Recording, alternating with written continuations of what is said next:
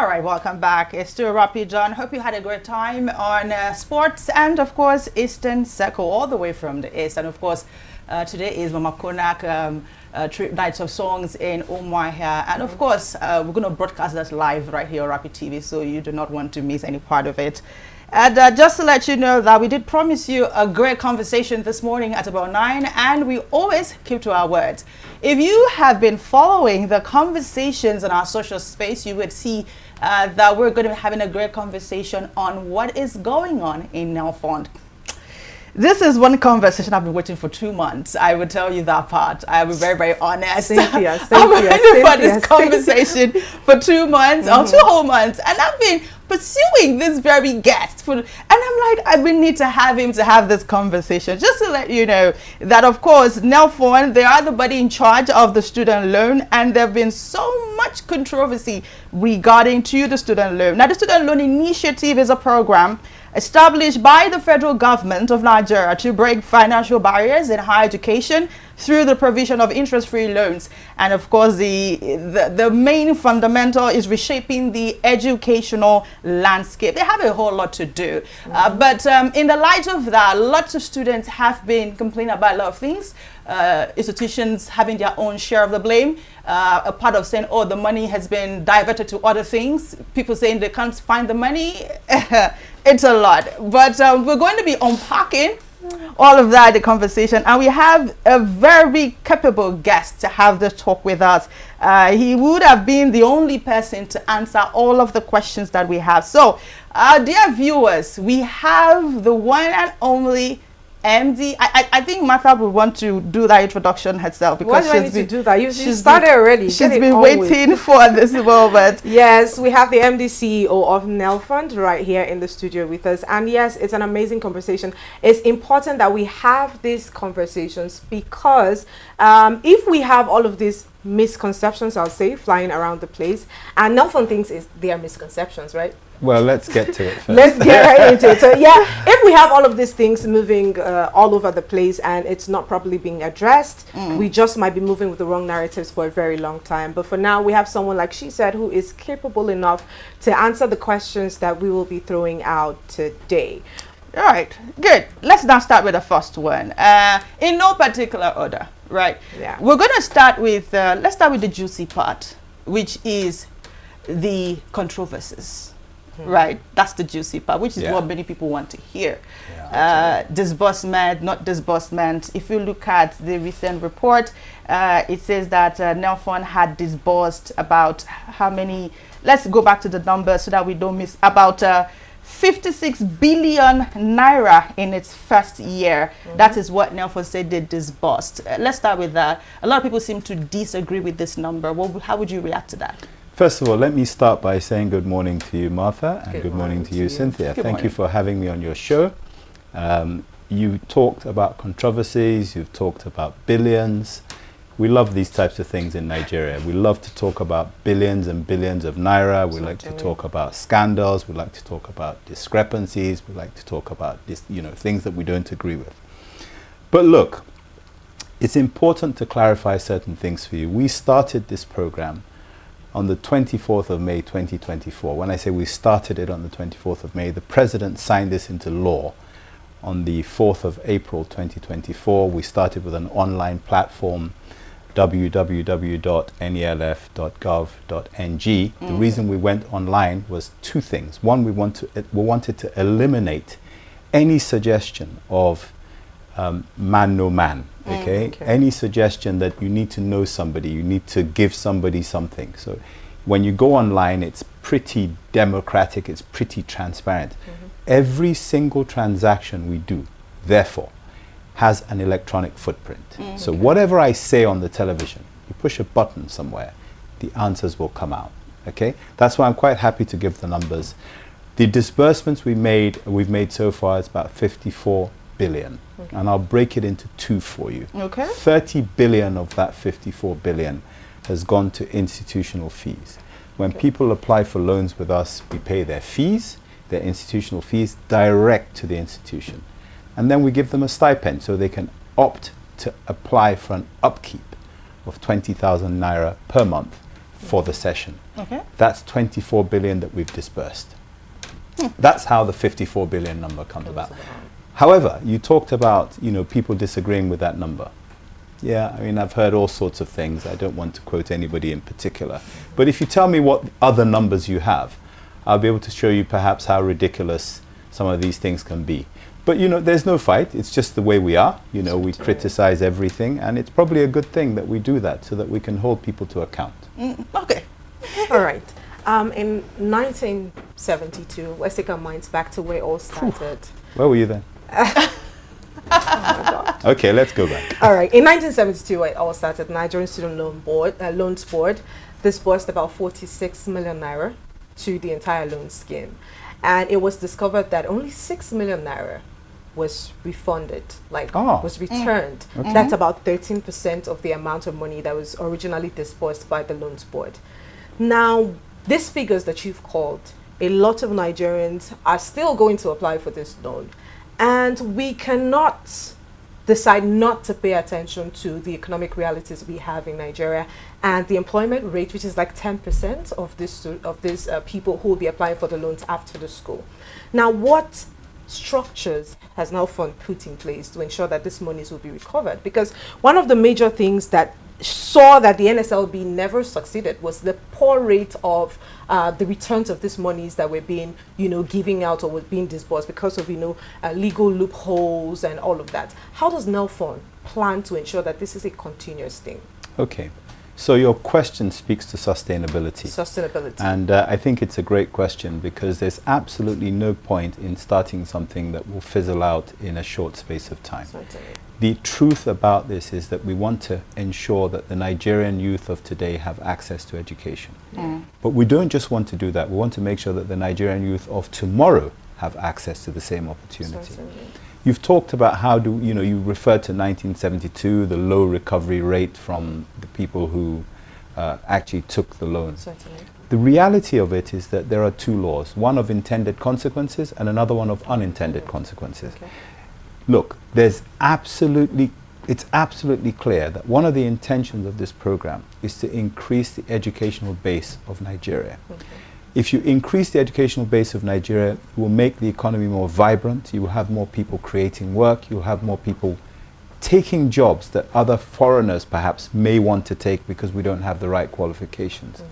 So, for us at Nelfund, yes, sustainability is absolutely critical to us. However, it's also important to us that we keep our eye on the ball, and we're not just talking about giving loans to people so that we can recover those loans. Okay. For what? We need people to be able to use their God-given talents, enhance them by going to institutions that allow them to become the best that they can be for themselves and for the nation. The tax base is going to grow, the economy is going to grow, more jobs will be created. I'm not specifically focused on, how many are going to pay back. And by the way, if you look at loan schemes across the world, the recovery rate and the repayment rates are not great. Yeah. We are charging 0% in interest. So already we're somewhat on the back foot. But the reason we have to do that is because we need to encourage people not to worry about what millions or billions, to borrow one of your, that they're going to pay back in the future. We actually want to attract people to take this and make the terms very, very soft for them. Let me make one last point before your next question. Okay. These loans are not payable until 2 years after NYSC. Yes. At that point, they're only payable if the person gets a job. If they don't get a job, they don't pay. And it's the employer that's obliged to go and look for that person's details on their NIN, or they go to a NIN register to say this person has a loan, and then they deduct 10% and refund it to the Nigeria Education Loan Fund. If they never get a job, they never pay. But that's not the intention here. People will get jobs because the more people you educate, the closer you get to becoming like South Korea, Canada, the US, Germany. These are countries that are successful not because of the color of their skin, but because their people are well educated. Okay, so I was supposed to ask you about payment, refunding the loan, but then you've touched it. But I'm still not satisfied. I'm sure a lot of people who are still not satisfied, because if you say that it's your employer who is supposed to look for you and then deduct your 10% back to the loan scheme, and the person never gets a job, what happens to that? So it's gone like that? So, you know... And also, sorry, while you want to talk about that, I also want to know, in the event the person never gets a job, maybe after like 10 years, will you guys still want that person to refund the loan, or it becomes a bad debt? So if the reality of it is that, and you use 10 years, because I guess I use 10 years. Look, it's very unlikely, given what I can see the president doing in other areas of this administration, it is highly unlikely that the unemployment rates are going to be as high as you described earlier. We absolutely expect, given the interventions that are going on outside of Nelfund, and the educational revolution that's going on within the Ministry of Education in particular, and some other ministries like the Ministry of Humanitarian Affairs, the Ministry of Youth Development, there are lots of skills programs and opportunities for people, not just to get the academic side, but to go and actually learn vocational trades and to get involved in things that are more around the creative side. The essence of this is that Nelfund is only an opportunity for people to plug into the wider agenda of the administration of President Bola Ahmed Tinubu GCFR. The wider agenda is to create a vibrant economy. Nelfund is part of that. Access to education is a major part of that, because there's a global recognition that the first thing you have to do if you want to make your country go forward is to educate the people. The second thing you have to do is to educate the people. The third thing you have to do is to educate the people. Those three things in one are what make the difference. Not how much I can pull back from somebody who perhaps died in the process and didn't have, couldn't pay the loan back, or somebody who never quite got to the point where they could pay enough or earn enough to pay the loan back. It's a revolving fund, and it's a fund that allows other people to invest in it. Lots of Nigerians today are paying the fees of wards of their children, of total strangers even. This is a formalized process to help, relieve them, relieve the parents, and give peace of mind to the students so that they can come out with the best grades possible. Okay, let me just drop on. I know Martha has something in her mind she wants to say, but before we move on to, you were quoted saying something in an interview. Before we move to that part, we understand that Nelfund doesn't get to meet the student in the entire process. And so how do you handle issues that the students will get to face in their access to the fund? Because you don't know them, you don't meet them. It's just based on details that is being uploaded on the portal. So how do you get to address issues that these students have? That's a good question, Cynthia. Look, you don't need to meet someone to solve their problem. On our portal, we have a link that says contact us. So if students have problems, they literally click on that link and they can raise a ticket and say, this is the issue I'm having. We have an entire team that looks through daily what the issues are, and then we engage with the individuals as we go along. Sometimes we have to call them. We have to make a phone call to actually understand the issues much better. We discourage face-to-face meetings because in a face-to-face meeting, there's opportunity to say, if you do this, we will do this for you. We don't encourage face-to-face meetings. We don't like it. We know that people can be tempted when you have a desperate student in front of you and you are in a position to either help them or to deceive them that you can help them. You can extort that student. So we completely discourage it. Our system is completely online. And if anybody is found to be extorting students, we will absolutely take the greatest measures of discipline against them, including involving the security agencies who we work with anyway. All right. While I understand that you're trying to ensure that the system is fair enough, right? We know that there are these systems being put in place as well in banks and in many other government parastatals. Now, the problem is not that being put in place. It's how accessible and how effective it is. Because I might lodge a complaint to you and it takes me like months after the school session before I'm being responded to. So how effective is this system and how fast is the response that the students can get from Nelfund? Okay, I think that's an important question. And I think the answer to it is this. We work as fast as we have the resources to support that. Now, remember that we've never done this before. So Nelfund is a brand new initiative. I can say to you today that we have a run rate of applications of somewhere between 1,600 and 2,000 applications every day. Every day. That's a lot of applications, especially when we have to go through every single one line by line to understand what the, you know, what that the person who's applying is indeed a bona fide applicant. So we're looking at the system closely. I'll tell you, when we paid the first set of upkeep for students, we received 9,000 applications in one day. That's a lot of applications. It's a lot of eyeballs and a lot of lines. But to your question, we try to address the issues as quickly as possible. We don't have a specific service level in place to be able to say this is how long it will take us to resolve it. But one thing we're doing is we are batching the questions. We're looking at the ones that are similar, and we're putting out information around frequently asked questions for this. I should also say to you that, look, when you're running an IT system like this, there are going to be system glitches. It happens in every situation where you have IT systems. You're going to have people who cannot interact with the device or with the platform, either because they lack the knowledge or they're not used to it. Some are very savvy, some are not. So we get lots of tickets around that. We also get, because we also run a system where we have to validate from the institution before we pay, before we disburse, that the students who have applied to us randomly, online, are indeed students of which university did you go? Calabar, University of Calabar. University of Calabar. We have to write with a list that the following students applied to the applied for a loan with us, and they attend the University of Calabar. We write to the authorities in the institution, validate this list. Some of these institutions respond very quickly. Others are a little bit more lax about that.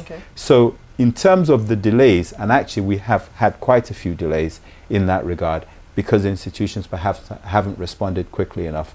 It's been a problem. The other issue that we've had is that because we're paying upkeep directly to the bank accounts of the individuals, there have been some individuals who have put in the wrong bank details, one digit out. We're not going to make a guess. We're not going to change a 0 to an 8 for them. We just can't tamper with it. So they will not get paid if they've made that mistake. When they come back with the correct bank details, we still have to be very careful, because we need to make sure that it wasn't a trick in the first place. So, you know, there are lots of issues. It's a brand new scheme. We're going to iron them out, but I can assure you, if this scheme is running in 10 years' time, which it will be, there'll still be issues which will still need to be addressed. The issues may be different, but there'll still be issues that need to be addressed. What difference do you think the issues are going to be in 10 years? Or, look, 10 years too far. I don't think you can know all of the issues in 10 years. Maybe it's because... Well, maybe Cynthia thinks I can see into the future. Okay. Well, if you can. I mean, if you can see into the future. Well, I can do my best. I can try. What if this scheme is not able to stand the test of time? I know. You've said beautiful things. But I mean, we're in Nigeria. A lot of things don't last. Especially when it starts off with a whole lot of ups and downs. We don't see these things lasting. And I also want to even ask you questions regarding to the institutions themselves, because they also have their own problems. We've had students complain that they receive unauthorized deductions between 3,500 to about 30,000. Are you aware of that? So let me first of all address the issue of things don't last in Nigeria. I don't necessarily agree. I think if you look at the graveyard of failed projects in Singapore, look at the graveyard of failed projects in Canada, you look at the graveyard of failed projects in the United States, the issue is they don't shout about it. They don't say, oh, we did these 20 initiatives and they didn't work. In Nigeria, we love to say, oh, this is dead, that doesn't work, this doesn't. We like to debrand and demarket our own country. I think there's some sort of kick we get out of, you know, running down our nation. I'm not going to join in that game. There are things that have been initiated in this country that haven't lasted. There are things that are still going. The NYSC, for example, nobody talks about, you know, the benefits of that, but it's lasted. 1972, I think it started. So I think we should try and spend a bit of time focusing on that. The second half of your question, Cynthia, I've forgotten. About the institutions and the unauthorized deductions. Okay, so let me explain what I think has happened, because a lot of the complaints we've had are from students who are saying, we paid our school fees, then Nelfund paid our school fees or our institutional charges, And so there's a double payment to the institution, and now we want the institution or Nelfund to refund us the money because we have a debt. Unfortunately, some of the institutions have not refunded the money in time. Others, probably quite properly. When you need to make a refund, there may be bank charges that they need to make. And you know, these are institutions that have to account for money. So there's that difficulty. The institutions also don't have the institutional memory or the institutional framework for refunding to students. So a lot of them are struggling with this idea. But let me go back to how we got there in the first place.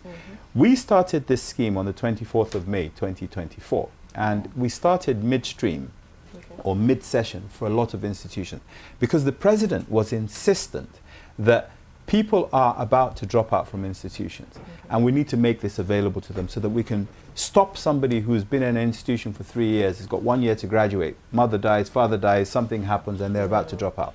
So we opened our channels mid-year. Normally, in most environments, you would start a scheme like this at the beginning of the academic session for the majority of institutions. But we started at midstream, so which meant basically that people were applying, even though some of their deadlines were the following week or the following day or the following month. Some people even delayed their application. This meant that by the time we go through the process of actually determining eligibility for the loan, sometimes a deadline has already caught up with them where they have to pay. So they've had to make payments to the institutions. When our payment follows, it then becomes a double payment. So there are issues of refunds, issues of deductions from specific or certain institutions. We're looking at all these institutions to see the ones that are doing this deliberately, to see the ones that are doing this inadvertently. But we need to understand it because at the center of all of this grammar is a student, right? And that student needs the opportunity to get an education just like we have had. And we want to focus on them, and we'll do everything to make sure that those students are the ones who benefit the most. Is it going to be immediate? No. Are we in a learning process? Yes. Are we going to get there? Definitely. We're absolutely determined, and the political will from the presidency is that we must do this and we must do it properly.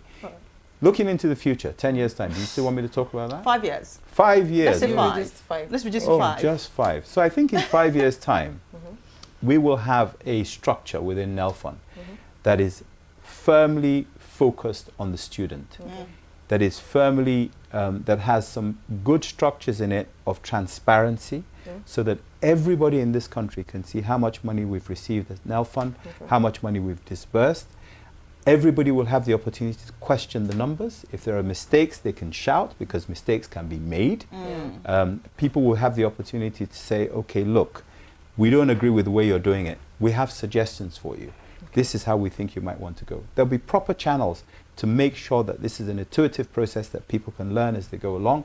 We're excited about the prospect of getting to that point. But at the moment, we're just focused on trying to put some structures in. All right. I like the fact that you are trying to deconstruct the mindsets of people that mistakes cannot happen. But would encourage that they shouldn't happen often. I think that's the major problem Nigerians have when the mistakes happen pretty often. But now it takes us to our next question. You talked about inclusivity. And I think I have a 3-part question on that. First would be access to these loans by the underprivileged communities, and I mean rural communities, because you talked about making it a digital kind of application where you had to just click a button and all of that. But we know that not many people have access to this gadget. Now, if we're even looking at the people that need the loans, there would be people in these communities who probably have zero to no access to gadgets like this that they can apply. How do you plan on including these people? That's one part. Secondly, this loan fund targets public institutions, right? Yes. What modalities have you put in place to ensure that private institutions as well are captured in the frame of Nelfund to have access to these loans? That's the second question. Let's just go on with this and then. Okay, so look, let me tackle the private institutions first. And let me say that private institutions came up in this country because public institutions were letting people down. There were strikes. People were spending 8 years in institutions, publicly owned institutions, where they should have been spending 4. The private institutions came up to fill that gap. We must not disrespect the fact that they tried to plug a gap that appeared because the public institutions were failing. Okay. Now that we're fixing the public institutions by making sure that they have enough funds to fix themselves and to upgrade, it's a threat to the private institutions. Because if the public institutions attain the standards that people would like them to attain, the private institutions may end up losing students.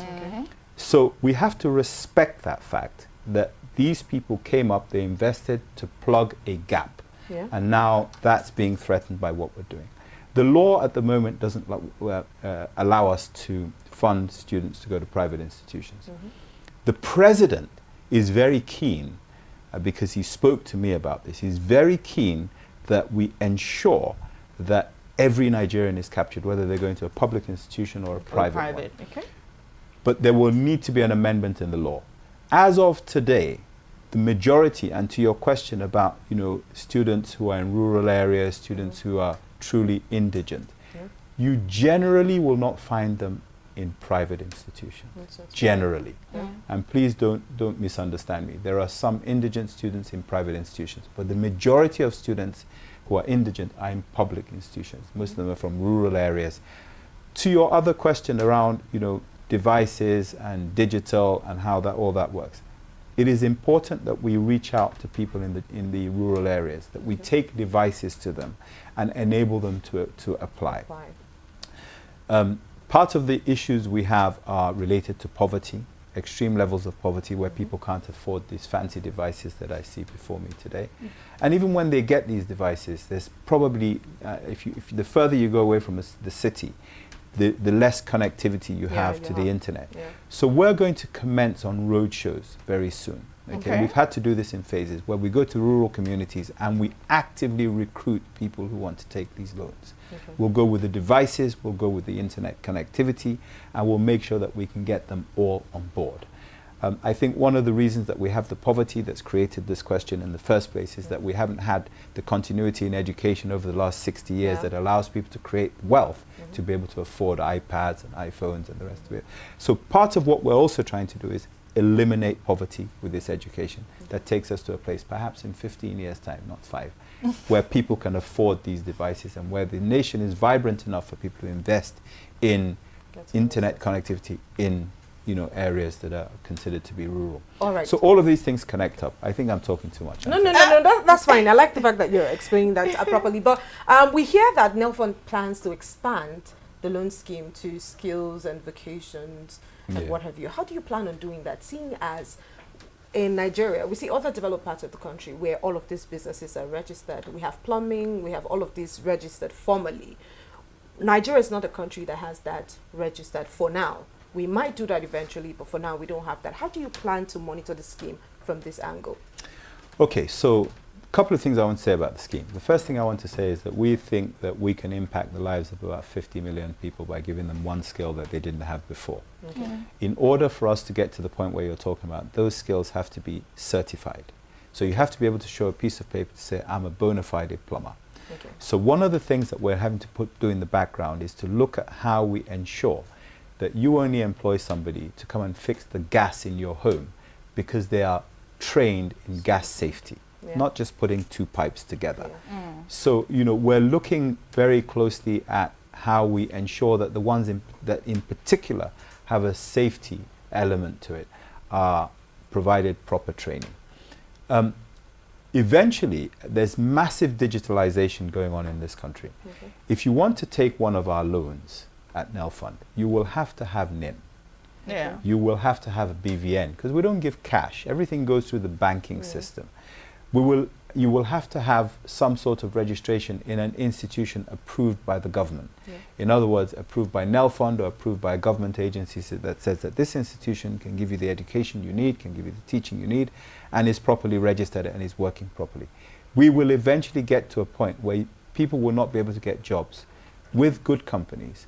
Good companies will not be able to get contracts with government institutions unless they're employing people who are properly trained, properly qualified. The investment is going into making all of that training happen, but it's a value chain. And I think eventually, just like you can't walk into a hospital today and be operated upon by somebody certified a doctor, they have to have some by the time you get into a hospital and you're a nurse or a doctor, you've shown your piece of paper to lots of people, and people have seen that you're actually competent at what you do. Sure. We'll have to do that with plumbers, we'll have to do that with electricians, we'll have to do that with carpenters, we'll have to do that with people doing CNG, people touching gas, people selling petrol. These are all areas that we have to, and luckily for us, it's not new. We were there before in Nigeria. This is what happens and is acceptable globally. It's what happens on the academic side. We just need to make sure that we push it to the vocational side, and we're putting digital first in terms of making sure that we know who you are, we know what you're registered to do. You know, I'll give you a very small example. You have your car, you drive it to the vulcanizer, the tires somewhat low. You know, you're supposed to put, 23 psi into it in terms of pressure. The vulcanizer who's not educated puts 60. You're driving on the bridge, tire explodes, straight in the lagoon. There are issues here of safety. There are lots of people who lose their lives in this country because of the incompetence of a person who learned a skill from somebody else who didn't teach them. True. So we have to do this properly, and we can have a full day if you invite me to this. Okay, all right. We've been talking, we've made you talk for about 30 minutes. It's time for us to go for a very short break. And of course, when we come back, I do have lots of questions regarding to how students feel, their fears, most importantly, and of course, try to wrap things up on the part of Nelfund. It's a broad conversation, but when we come back, we'll try to see where we could touch. Also, ICPC is still on the list. We'll still talk about that part as well. Don't go anywhere, still Rapid John.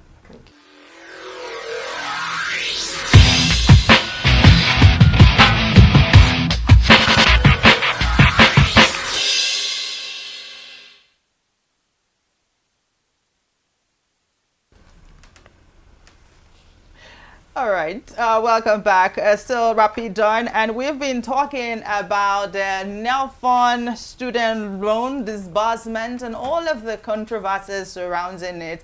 The good thing is that our guest has been able to, a bit of put our mind to rest, and of course, with the fact that the ICPC has come out to clear the air regarding to that. But I would want you to comment on that. Looking at something was said before, they came out to clear the air. Like I asked you when we're off air, Nelfund at some point give them a reason to poke their eyes and started an investigation. If even the reps at some point did call for, I won't call it interrogation, a meeting. Let's call it a meeting. So all of these bodies coming to say, ask questions regarding to that. How did you perceive the entire situation? Yeah, it is a very interesting situation, and I think it had a lot more positives to it than negative, and I'll explain to you why I say that. We have been working with the ICPC for months. We've been working with the EFCC for months. In fact, we received 50 billion naira in intervention funds from the EFCC. So some of the money we're spending and disbursing came from the proceeds of crime. So, wow, you put it that way. Yeah, the president intervened and said, this thing must go on. We can't wait for the bureaucratic process to give you funds. So one of the funds, or pots of fund that he accessed for us was 50 billion naira proceeds of crime from the FCC. So we recognize that with the kind of money that we're disbursing to individuals that we never meet, you have to be able to work with the security agencies, with the investigation agencies, so that if there is a problem, you can address it as soon as possible. So the ICPC have worked very closely with us. A statement came out from the ICPC, and I'll be very specific. The statement came out and said that there was diversion of funds by Nelfund. Yeah. Okay? So we saw that, and as a management team, and we reacted the following day, almost immediately. I think the statement came out in the afternoon. My phone was blowing up. Everybody was like, hey, you have all this money. We don't know what's going on. Anyway, so we reacted and went back to the ICPC. The ICPC was very gracious. They were very gracious because what they did was, rather than allow the allegation to hang and do damage to the agency, they reviewed the statement they had made and came out with a clarification statement saying, at that material point in time, as far as they were aware, there was no evidence of diversion of funds. Some of this came about because in working with the ICPC, it had come to our notice because of a newspaper report that certain media groups had been to institutions to interview students and had discovered that some students were disgruntled because, remember I talked about double payments earlier? Yes. They paid, we paid. And they felt they were being given the runaround by the institutions. In certain cases, we had paid the fees. The students hadn't paid. We had paid the fees on behalf of the students. The students were not being told that the fees had been paid, even though we informed the students through our platform that your fees have been paid. This created a schism, okay? There was a disconnect between what we were claiming and what the students were saying they were receiving or benefiting from. Okay. And that seemed to center around, in some cases, more in certain institutions than in others. So of course the ICPC triggered an investigation, and of course when you investigate like that, you go backwards, you go forwards, you make it holistic. They have to look at everything. They look at everything from the origin, from us, all the way through to the students, okay? And that's what they should be doing, and I expect them to do that on a continuous basis. The fact that they issued a rebuttal saying that they didn't mean that doesn't mean they have given us a clean bill of health for life. They have to carry on following the money. So, you know, as far as we're concerned, there was an error that the leadership of the ICPC were gracious enough to accept that there was an error and to announce it publicly. They could have left it hanging, and all we'll be discussing today is where's the money. But you know what? That's not so much of a problem for us, because we know there's no money missing. The problem is that students suddenly decide, we're not applying because we don't trust those people. Which people, the school or you? Oh, Nelfund. If you say that money has been diverted by an organization that's keeping money for the students are going to lose confidence in that organization. Before we turn to something else, I do have a question regarding to students as well, because I mean, at the center of it all is the students. Sure. There are some students complaining that they applied for these loans months ahead, and now they've graduated and the funds have been sent to the school. What happened to these funds that have been sent to the school and the students already graduated?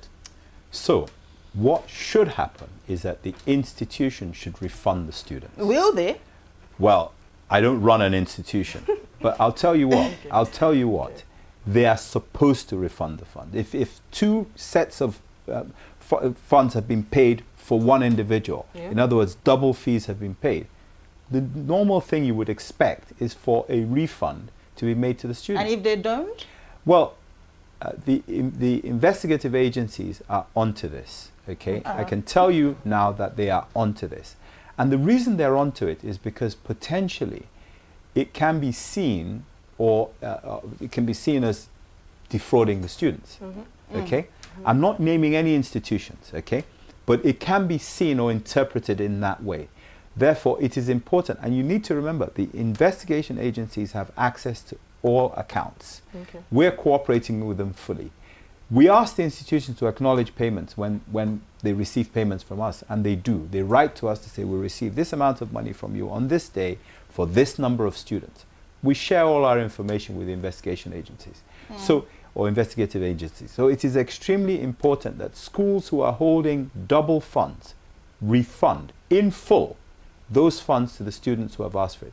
We're asking students to approach their institution, ask for the refund because they have evidence that we've paid. They obviously have evidence that they've paid. They should ask for a refund, and the refund should come back to them in full. We're looking to see how we can work with the institutions to make sure that they're not disadvantaged, because it's important for me to point this out. If a student applies for the loan a week before the registration closes, we will still process the loan because they've already applied. If the school says there's a deadline and if you don't pay, you can't sit an exam, they're going to look for the money. I'm referring specifically to those who have graduated. You're answering for those who receive double funds. Those are the ones that we're talking about. I'm talking about those who have graduated. No, the ones that have graduated, they must have paid. Yes. You're talking about somebody who graduated last month. They paid their fees, but we also paid their fees. So some of them have left, and they're looking at their dashboard and it's saying you owe Nelfund 148,000 naira. Yes. But they paid the 148,000 naira to the school. Before they left. But they've left. So those are double payments. So those people who have left the institution have a right, a proper right to get their funds back. They can't be, beholden to a debt and also have paid, because even the other funds may have been borrowed funds. Okay, let me ask, can the monies be refunded to Nelfund directly? The answer is potentially yes. However, why? We only expect refunds from institutions if the institution has been overpaid by us. Okay? We don't expect them to refund to us and then us to start. It's a complexity that we don't need. There is a relationship between the student and the institution.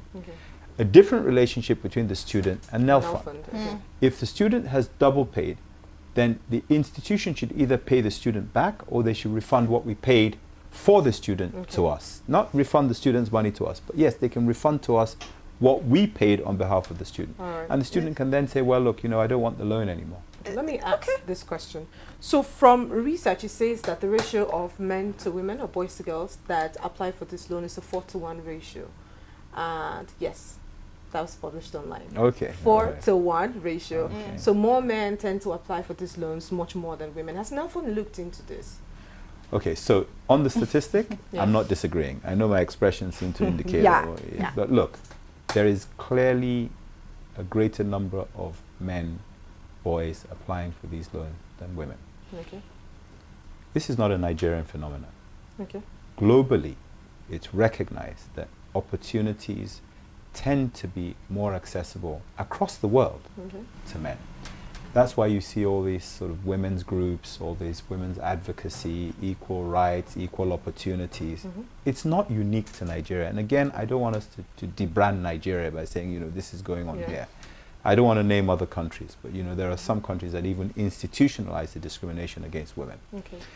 But our job is to ensure that we sensitize women to the opportunity and we encourage them to come out and go to school. There are cultures in this country that discourage women from getting an education. Those cultures are well embedded. Culture is a very difficult thing to tamper with. But there are specific initiatives for us. We've even got a women's group within the Nelfund itself. Do we have a men's group within Nelfund? Men don't seem to have a problem, according to the statistics. Cynthia is just a man's person, wow, male person. But the ratio is very poor, and that's why it's very obvious. My hands are up. So the men don't have a problem, but the women they do have a problem. And I agree. All right, it was a group he mentioned that I asked. There's a women's group, but is it a men's group? Cynthia, why do they need it? They don't even have a problem. Do they have a problem here? 4-to-1. That's very bad. It's an affirmative approach that we're taking to see how well we can equalize things. And we know the importance of the role of women in families in this country, in the education of children. The men go out now because they had previous opportunities or previous advantages. They go to work. It's the women that sit with the children and nurture them and bring them up. And if the women are not well educated, the children are not going to be well educated. Women are not well exposed, children are not going to be well exposed. So really, we are positively trying to favor groups, women, people with disabilities. Any group that seems to have a disadvantage, we have to have some sort of focus to ensure that we try to equalize the game, because it's an equal opportunities initiative that the president has asked us to implement. I would say much before matter come to my dream, but I have a final question before we wrap up, which is about people who want to jakpa. Some feel like it's going to hinder their chances because they are owing a loan. Does it hinder you from traveling?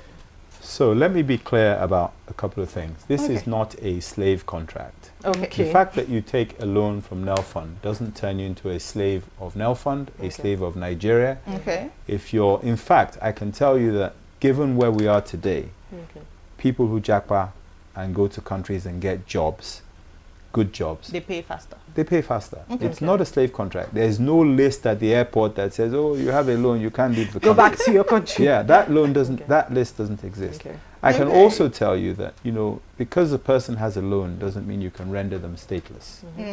It's a loan, right? And, but of course there are going to be things put in place that will seek to encourage people to pay back. Okay. Just like if you want to get a contract from a federal government entity, you have to have certain pieces of paper that show that you're a good citizen of the country. Being a good citizen is paying your loan back if you can. But just to allay the fears of people who think that if I take this loan, I can't go to Canada, I can't go to America. It's not true. Okay. You know, this loan is for everybody and anybody who needs it. And the idea is that we give you this loan, you go and get an education, and you become prosperous. Right. If that prosperity is somewhere else for you, go and get it. Go and get the prosperity. Pay us back so we can educate somebody else who might want to stay in Nigeria. All right. So let me ask, can a state government, now we're using Edo State. Edo State? Yes, that's case study. Is that your state? No, it's not. not. Okay. Can a state government partner with Nelfund to create more access to more education for people from within that state? How does that work? Okay, so thank you. That's a really great question. On the skills acquisition side, on the skills training side, a good number of states have recognized that the best way for them to grow the economy of their state is to get to set up vocational training centers. Okay. States already own universities, they own polytechnics, they own colleges of education. They already own these facilities, and we already have some sort of engagement with the state-owned institutions. Okay. On the vocational side, some states, some very proactive governors have set up skills training centers. They recognize that to boost the economy of their states, they can't be waiting for people to go and study philosophy, classics, you know, social anthropology. They need people who can fix the road, who can fix buildings, who can build things, who can fix solar panels, who can fix cars, maybe even fix airplanes. Okay.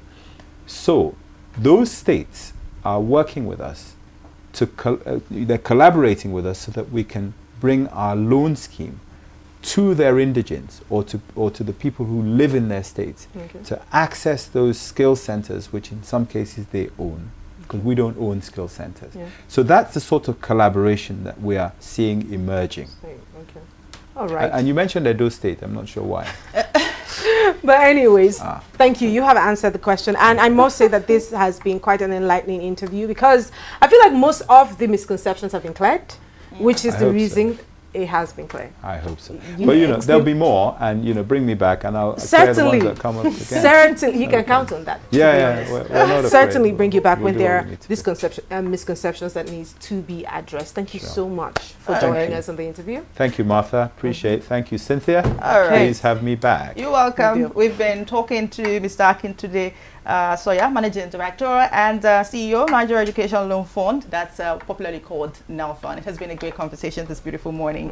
And I must tell you that if you missed it, you have a chance, an opportunity to go to our YouTube channel, Official Rapid TV, to check out these conversations and many other conversations right there on our YouTube. Don't also forget that we are available on all social platforms, Facebook, Instagram, Twitter, TikTok, dancing for you and giving you all of the updates.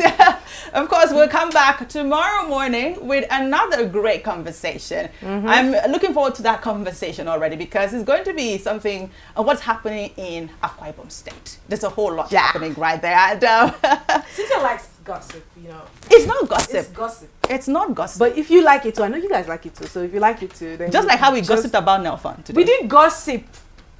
We educated. So we'll educate you about Akwa Ibom State and everything happening there. My name is Cynthia Agbo. And this is Martha Alu. You can call me Martha. See you tomorrow.